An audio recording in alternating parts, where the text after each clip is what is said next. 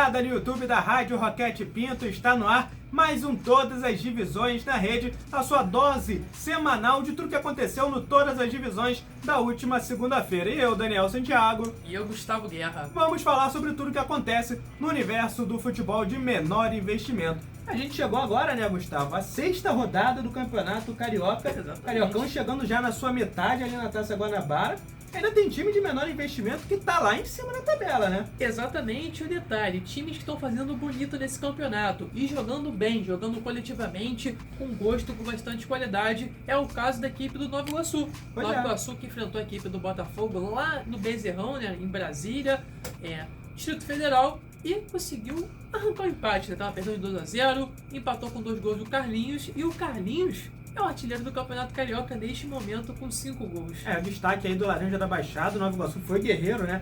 Como você bem destacou, o Botafogo chegou a abrir 2-0, o Nova Iguaçu foi lá buscar lá no finalzinho esse empate em 2-2, resultado que manteve o Nova Iguaçu na terceira colocação. Nova Iguaçu, detalhe, já enfrentou os 4 grandes, tá? E só perdeu um jogo, só perdeu o Fluminense. Venceu o Vasco, venceu o Flamengo, empatou com o Botafogo. Então o Nova Iguaçu, candidato seríssimo a ser um dos semifinalistas, quem sabe deixar um grande de fora. Mas por enquanto quem também tá aí no G4 é a equipe do Madureira. Também chegamos na metade aí da Taça Guanabara. Madureira segue ali na 4ª colocação, acabou empatando em 0-0 com a Portuguesa, né? Acabou não conseguindo somar os 3 pontos.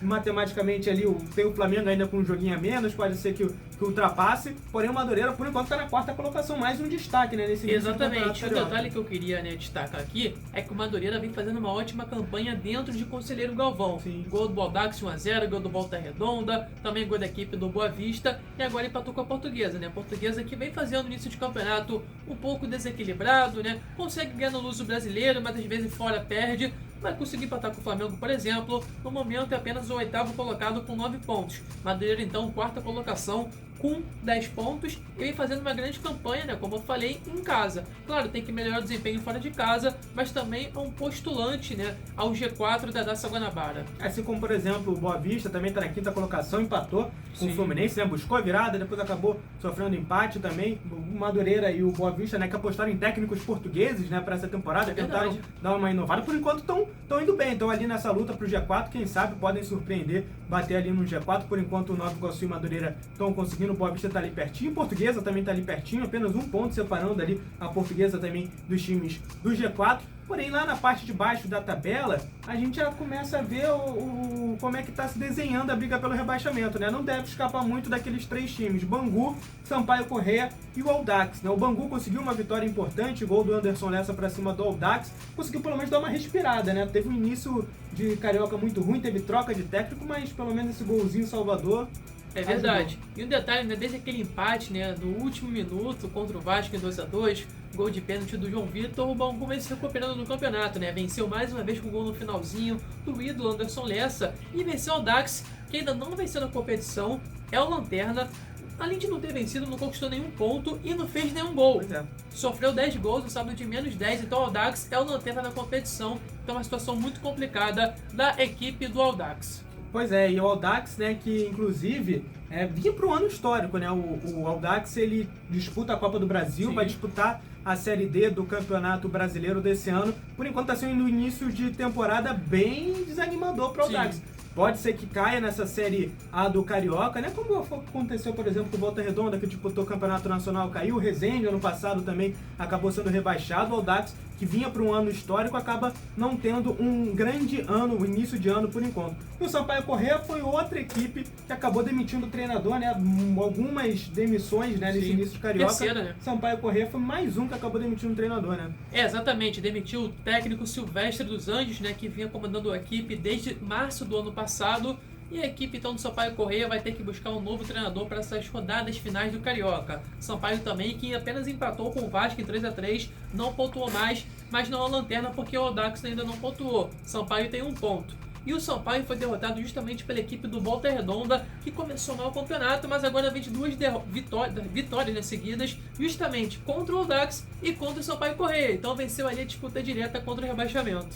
Pois é, então esse é um panorama aqui do Cariocão, né? 6ª rodada já foi, né? Já passamos aí da metade da Taça Guanabara. A Taça Guanabara tem 11 rodadas. Já vamos aí para essa reta final. É a hora aí de definir quem vai para onde. A gente sabe que do primeiro ao quarto vai disputar a semifinal do Carioca, mas do quinto ao oitavo lugar também tem a disputa da Taça Rio, né? Verdade. Então vai definir também vaga na Série D do Campeonato Brasileiro. Quem sabe até uma futura vaga em Copa do Brasil, né? A gente lembra que os 4 primeiros colocados vão para a Copa do Brasil de forma direta. O quinto colocado geral, né, que é o campeão da Taça Rio, também vai, mas depois, por conta de classificação para Libertadores, exatamente, pode abrir mais vagas para a Copa do Brasil, então é importante estar. E a gente lembra que uma equipe apenas vai ser rebaixada à última colocada. Mas em todas as divisões dessa última segunda-feira, a gente também teve um convidado muito especial. A gente conversou, né, com o presidente do Americano de Campos dos Goytacazes, o Tolentino Reis, que fez algumas declarações muito importantes para a torcida do Americano, que está aí, vai disputar a Série A2 do Campeonato Carioca. O Tolentino falou com a gente um pouquinho sobre esse futuro da equipe, né? Exatamente, ele falou que tem um projeto de implementar uma SAF no Americano, falou também sobre as obras da construção do novo estádio Godofredo Cruz, que tem previsão para terminar esse ano, tá? Dezembro desse ano deve ficar pronto um novo estádio do Americano. Também falou que almeja a equipe disputando competições nacionais nos próximos anos, que o objetivo principal é recolocar a equipe do Campos dos Goytacazes, né, o Americano, na primeira divisão do Carioca, então está projetando um grande futuro pela frente para a equipe do Americano. Ele foi ousado, ele falou que quer, quem sabe, fazer o dia o Americano ser campeão brasileiro. Ele falou que tem um projeto de ficar aí 20 anos no clube. É um projeto ambicioso, né? Quer transformar o Americano em SAF, quer investir também muito em categorias de base, e ele marcou dia 24 de dezembro, quem sabe, essa inauguração do Godofredo Cruz. Segundo ele, 12% apenas que faltam das obras para que o novo estádio do Americano fique completo. Então, quem sabe, esse finalzinho de ano presente para a galera do Americano.